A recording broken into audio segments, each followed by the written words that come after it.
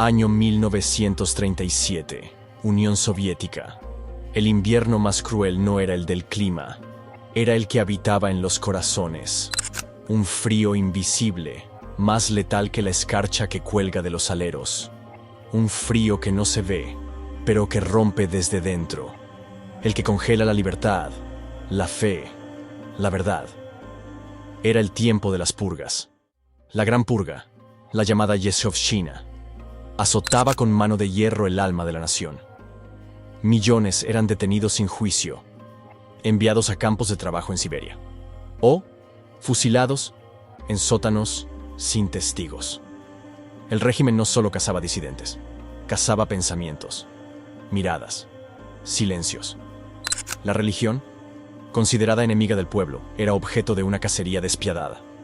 Iglesias dinamitadas, íconos profanados, clérigos torturados, en un rincón desolado del norte ruso, donde la nieve cubre las ruinas de lo sagrado, y el silencio se escucha más fuerte que los gritos. Una historia sucedió que muy pocos conocen. Una historia sin nombre, sin estatua, sin lápida, pero que aún hoy, al ser contada, estremece el alma. Un monje, un acto desesperado, una decisión que desafía lo humano. ¿Hasta dónde puede llegar alguien por no traicionar a quienes ama? Fue en ese infierno de acero y ceniza donde apareció él.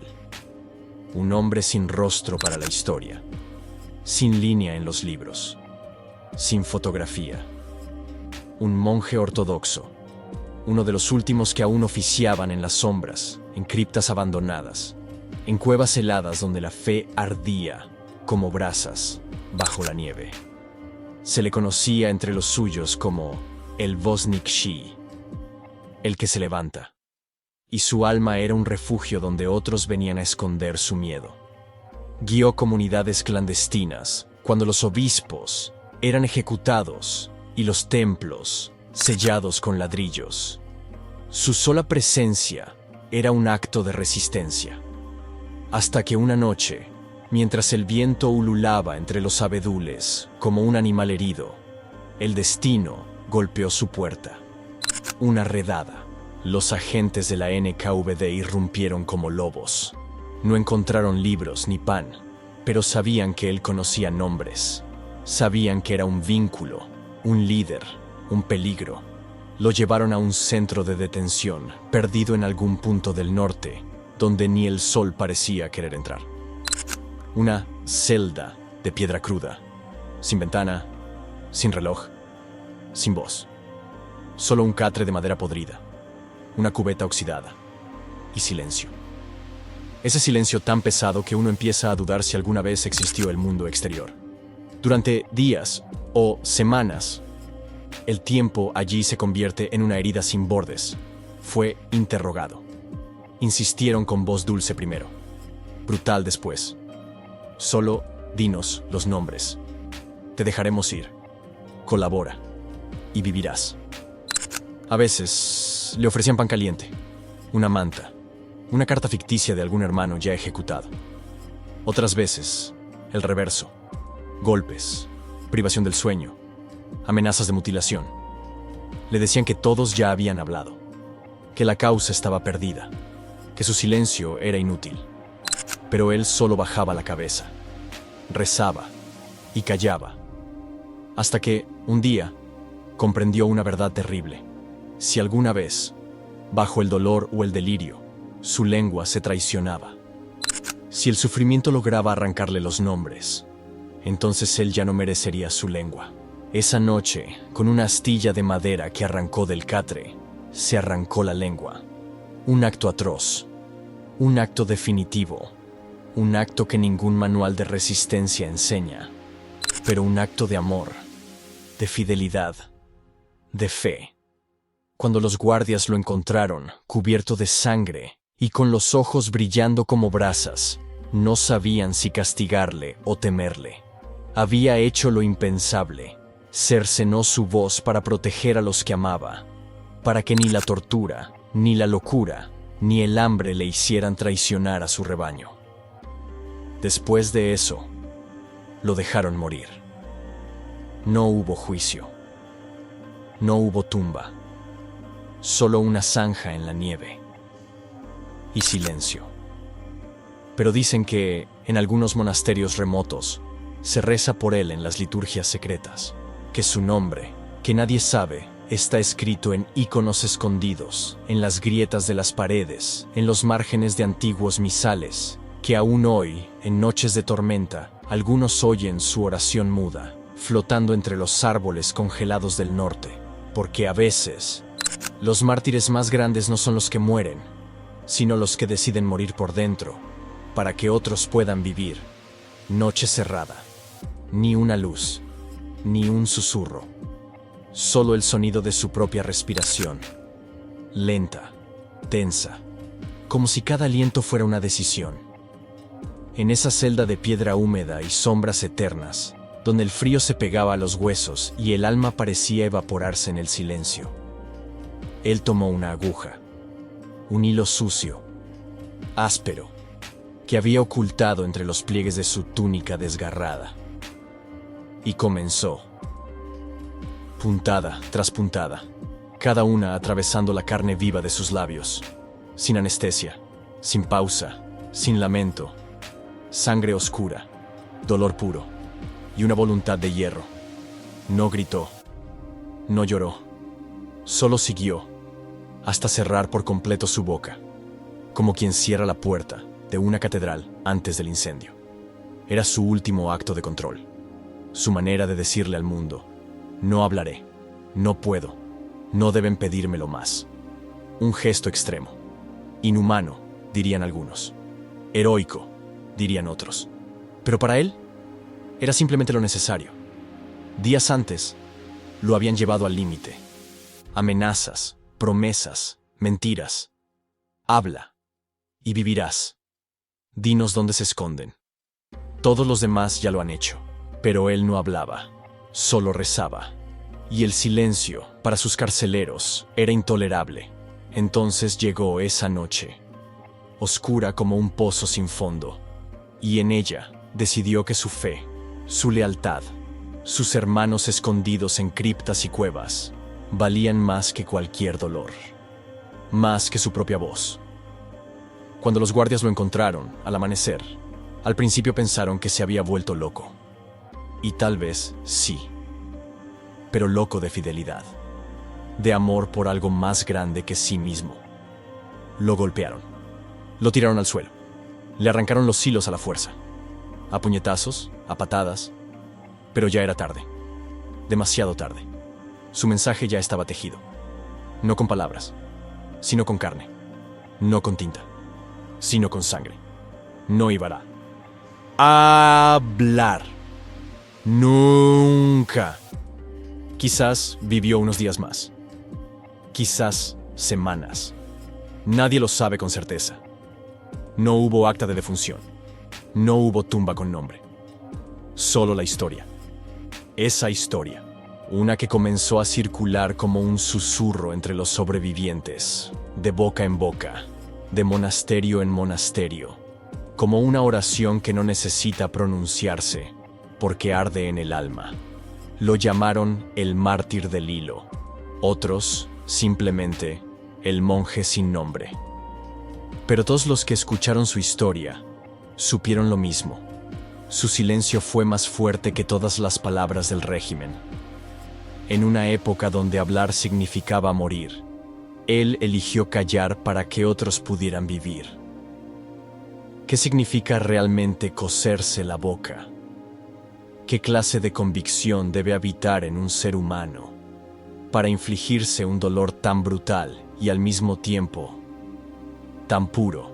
El suyo no fue un gesto desesperado, fue una declaración, un grito en forma de silencio, una rebelión sin explosión, una cruz sin madera, un testimonio sin palabras, que sobrevivió al paso del tiempo. Hoy, muchos mártires han sido borrados por la historia. Nombres que el miedo sepultó, pero este sobrevivió. Porque no fue una proclama política, ni una rebelión armada.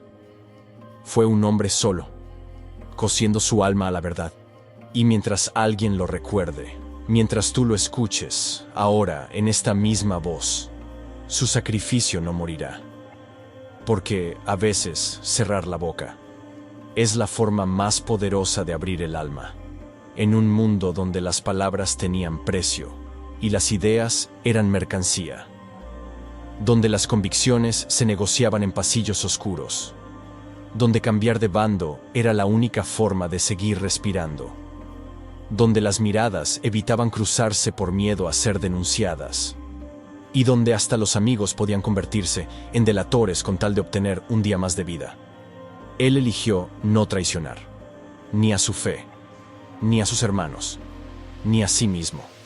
Un monje sin nombre, sin uniforme, sin ejército, pero con algo que el régimen nunca pudo arrancar: lealtad. Mientras a su alrededor las iglesias eran profanadas, los íconos quemados y los cánticos prohibidos, él mantuvo viva la llama. No con discursos, no con gritos, sino con su silencio. Ese silencio que primero fue resistencia y luego se convirtió en bandera. Una celda, 4 muros, ninguna salida. Allí fue donde tomó su decisión más brutal, más humana, más libre: coser su propia boca, con hilo, con fe, con dolor. No para morir como un mártir, sino para vivir como un hombre que no se traicionó. Y en esa celda, invisible para la historia, donde el frío mordía y la tortura acechaba, ese hombre común selló una verdad que ninguna dictadura pudo sofocar. No todo puede ser arrebatado, no todo se puede romper. Algunas lealtades son tan profundas que ni la tortura puede tocarlas.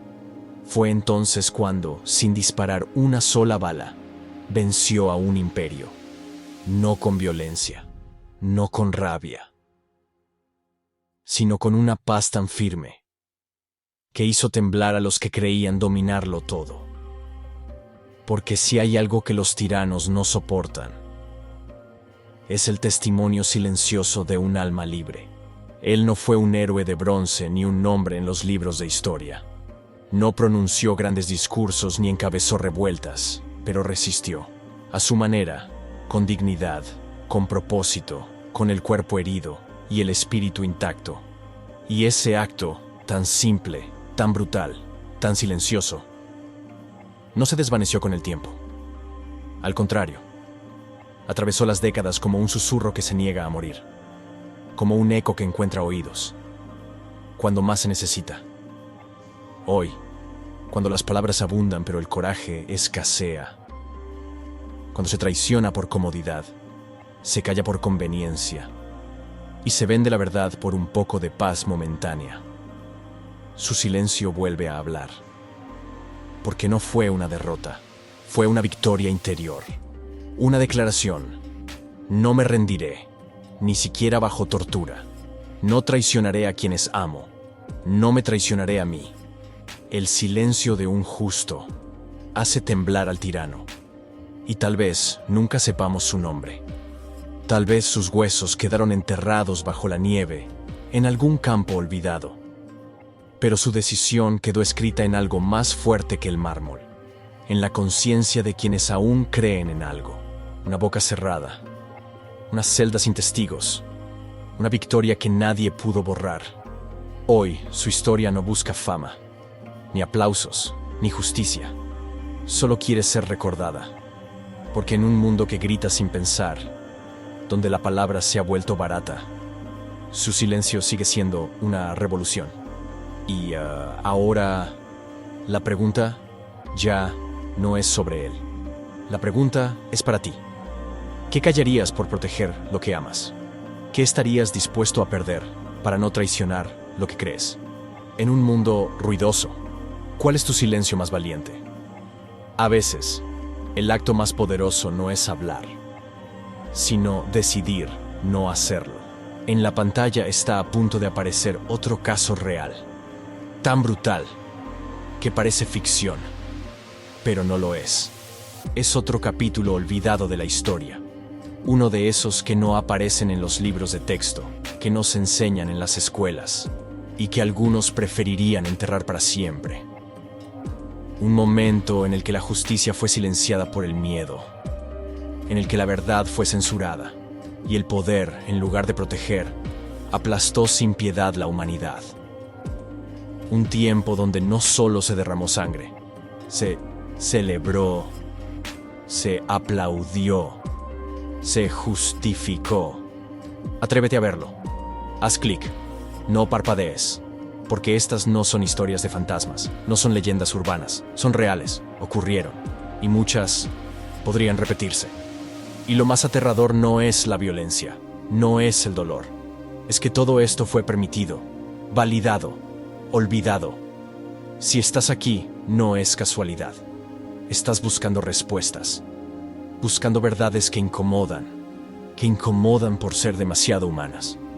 Y si quieres más relatos, como este, más voces calladas que merecen ser escuchadas, más historias incómodas que te obligan a mirar donde otros apartan la vista, suscríbete, activa la campana, no para entretenerte, sino para recordar, para entender, para que estas cicatrices de la historia no sigan repitiéndose en silencio.